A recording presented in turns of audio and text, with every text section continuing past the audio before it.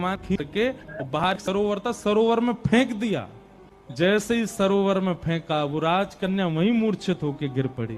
पूरा परिवार इकट्ठा हो गया, सब लोग सोचने लगे, बोले अरे ये क्या हो गया, इसके कहीं प्राण ना निकल जाए, पूरे गांव में हमारी निंदा होगी, इसके पिताजी बहुत बड़े राजा हैं, हमको कारागृह में डाल देंगे। क्या किया तूने? बोले कुछ नहीं, पत्थर लगाए, एक बैठी रहती थी, मैंने फेंक दिया तो नाटक कर रही है मूर्छा की। खूब प्रयास किया लेकिन होश में नहीं आई। जैसे तैसे होश में आई, उठते ही मेरे सिलपिल्ले कहाँ हैं, मेरे सिलपिल्ले कहाँ हैं। गोताखोरों ने जाकर के पूरा सरोवर ढूंढ लिया लेकिन ठाकुर जी नहीं मिले।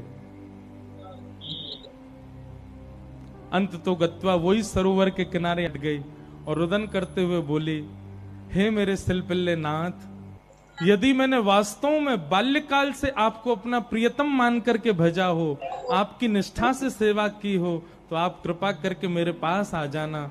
और यदि आप मेरे पास नहीं आए तो मैं एक क्षण और चिंतन नहीं करूंगी, तुरंत अपने प्राणों का परित्याग कर दूंगी।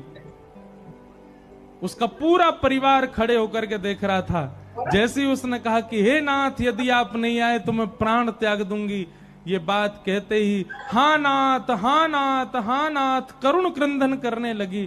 तुरंत सरोवर में से अपने आप सिलपिल्ले भगवान निकल करके आए और उसकी छाती से आकर के लग गए। और ये दृश्य देख करके परिवार पूरा जो था वो तो नतमस्तक हो गया। सब देखते रह गए। भाव के वश में है भगवान, भाव नहीं तो हर मंदिर में दीखत बस पाषाण। भाव होए तो जित देखूं तित प्रगट होए भगवान। भाव के वश में है। और वो सिलपिल्ले